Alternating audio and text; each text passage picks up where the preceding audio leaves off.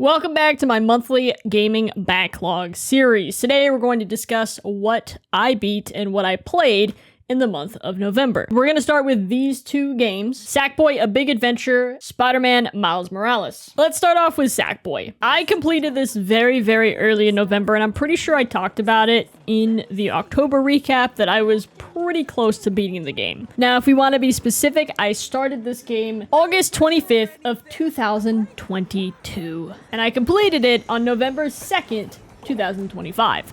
So, second day of November, I really enjoyed this game. But I didn't enjoy it as much as I enjoyed Little Big Planet 1, 2, and 3. And that's okay. It's not the traditional Little Big Planet. It's something else. Honestly, it's kind of like a spin-off in my opinion, whether you want to think about it like that or not. The game had its difficulties, like Little Big Planet often did, but it wasn't enough to really stump me, irritate me, or tell me that I just wasn't going to complete this game. Obviously, I took a break from it in 2022. I'm not sure why. I took a break from a lot of games during that time. Apparently, it most likely had to do with college and work and just a busy schedule. So I'm now getting back on the train of going back and finishing these games. What I was missing from this game was the collectibles, the costumes.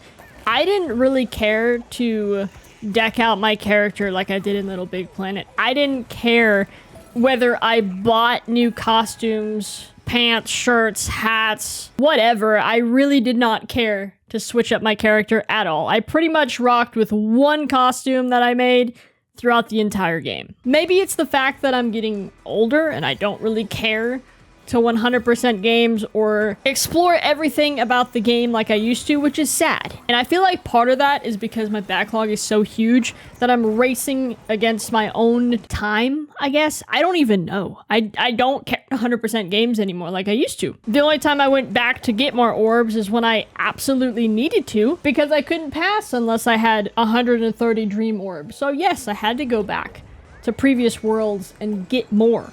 Even post-game, you can continue to get orbs and continue to unlock levels. I just moved on to the next game. And 15 years ago, I definitely would have went back and gotten every single orb without a walkthrough. And I still don't like using walkthroughs now. It's literally one of my least favorite things to do. Unless I've been stumped for multiple days and weeks, I usually will not pull up that guide. Anywho, I still consider this to be a great platformer if you've never played it, especially if you've never played any of the Little Big Planets. I highly recommend this because you're not comparing it to the other games. I do recommend it for anyone who just enjoys platformers. My personal rating on it is going to be a 7.5 out of 10. Spider-Man: Miles Morales was a game that I also believe I started in 2022. I'm pretty sure it was like November, December, and I completed it November 16th of this year. And what's crazy is it only took me about 11 or 12 hours to beat the game. That just shows how I wasn't really fully invested in the game. I know it's not long by any means, but I didn't care to do every single side quest, every single tracker, hologram, whatever. Everything that was presented to you in the game, I did not do. I did not 100% it. I think I ended it with about 87%, and I was pretty happy with that. But if we go back to Marvel's Spider-Man, I 100%ed that thing. And I love that game. And I don't know why I didn't enjoy Miles Morales as much as I enjoyed the original. Don't get me wrong, swinging around Harlem was great, and I really did enjoy the story. The Tinkerer, Prowler, and a couple other villains that I won't spoil that are in the game. It really did make the story interesting and continued to encourage me to keep playing. While I did a lot of the side content, I was very selective on what I did. I pretty much did the ones that were quick and easy, and I could find something, locate it, collect it, move on. One of the things I really enjoyed about the game was the time setting. It took place during Christmas, so playing it in November, I know it's not quite December, but it got me into the holiday spirit, sorta. I enjoyed the decorations, I enjoyed swinging around. What I didn't use at all was the fast travel. I would rather swing 3,000 meters the other direction than see a cutscene with me fast traveling to where I needed to go. Overall, if you enjoyed Marvel Spider-Man, I do recommend Miles Morales. Even though I didn't think it really lived up to the original or the first game, I still do rate it an 8 out of 10. It was fun, but not enough for me to just want to play it continuously and do post-game and try to get 100% out of the game. Moving on to the next game, which is actually on the 3DS, we have Luigi's Mansion Dark Moon. I played Luigi's Mansion 3 on the Switch, and I loved it. I literally 100% the game. I went back, did everything, thoroughly enjoyed it. Now, I started this game on November 16th, and I'm only about 8 hours in. Let me tell you, some of these levels take anywhere from 25 to 45 minutes, depending on how smart you are, and I am not very smart. Some of these puzzles had me stumped, to where I'd be like, oh, I'll just play one more level. I really hope it doesn't take 45 minutes, and it did. It absolutely did. You travel from the basement level all the way to the 3rd floor just to realize that you needed to do something on the basement level, and you didn't realize until you're scrounging around multiple floors for 15 minutes, and then you're like, oh, let me go back to where I originally was and check it out.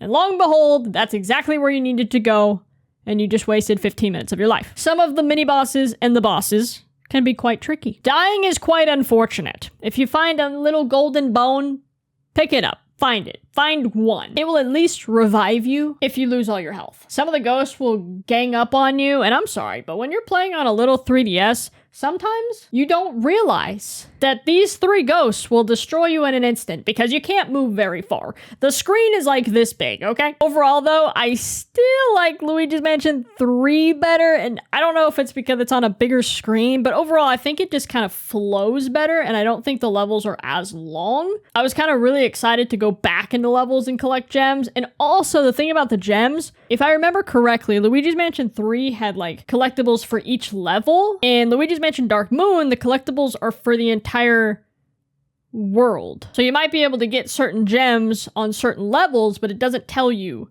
which one. You can kind of figure it out. Like if the gems are in the middle, they're probably in the middle levels. If it's like the 1st or 2nd gem in the row, it's probably the 1st level, which again, the game's from like 2013, so it's great for 2013. Overall, if you like Luigi's Mansion 3, I do recommend Luigi's Mansion Dark Moon. Maybe get the Nintendo Switch version. I decided to pick it up on 3DS last year because I wanted to grow my 3DS collection, so probably just get it on the Switch. It's probably got more quality of life on it. So yeah, it's not called Dark Moon on the Switch, it's called Luigi's Mansion 2. I'm not gonna rate it because no, I'm not done with it. I'm on the 3rd world, and I believe there's 5 worlds. If I just look at like the map, it looks like there's gonna be 5 worlds, so I'm a little over halfway, and I'm hopefully gonna beat it this weekend. Moving on, we have God of War Ragnarok. I have the PS4 version of God of War. I have not beaten it. I do not want to talk about it. Okay. Ragnarok is amazing. Okay, I am fully invested in this game, and if I didn't have to go to work full time, this is probably most of what I would do. I enjoy it way more than Luigi's Mansion. Maybe it's because it's on the big screen, but there's something about throwing an axe and recalling it back that is satisfying. And there's something about freezing an enemy with your axe and then switching over to your blades and being able to attack that frozen enemy that is satisfying. There's something about opening chests and smashing open chests and figuring out puzzles to open a chest that's satisfying. I've enjoyed going out of the way to get these chests and to do these side quests, to unlock different things, and to deck out my character by upgrading the armor, the weapons, the skill tree. This is a game that makes collectibles enjoyable to find. And the older I get, the harder it is for me to see a game like that to where I can really focus and hone in on that. It doesn't feel like a waste of time because the rewards from the chests are hack silver, a bigger health bar, the rage increase. It's worth your time to go out of the way. And I know those chests are rare. Those are usually locked chests, but still, I find it to be worth my time, and I'm probably only about 7 or 8 hours into the game, not very far at all. And time to beat is quoting this at 55 hours, so I definitely have a long way to go if I'm going to beat this in December. But hopefully I get there. I don't really have much to say besides that, because yes, the game is longer than Luigi's Mansion, so I had more talking points in Luigi's Mansion.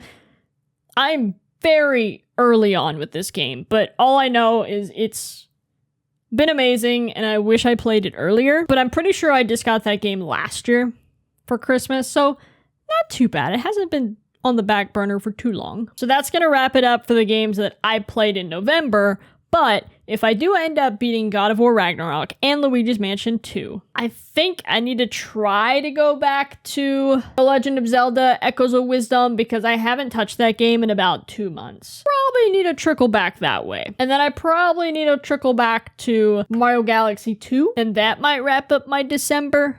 I'm not sure yet. Let me know what you guys have played in the month of November. Let me know what games you guys are playing in December or plan to play in December. We can get a little conversation going in the comments down below. Hopefully you did enjoy this video though. I really enjoy making these and it's a really nice documentary of the games that I've played. If you guys want me to showcase my spreadsheet of how I keep track of all the games that I have and haven't played, let me know. I can definitely share that. And I definitely want to make a spreadsheet for my retro gaming collection because there's a backlog there too. And I'm not sure if I'm really going to get to that backlog. I'm really just focusing on the modern backlog and I'm a little worried that I'm going to get even more games for Christmas. If I do, please help me because I don't have the time in the world to play every single game that I own. But we're working our way through it. So if you guys did enjoy the video, drop a like down below, maybe even subscribe. Hopefully you guys have an awesome day, and I will definitely see you guys later. Goodbye.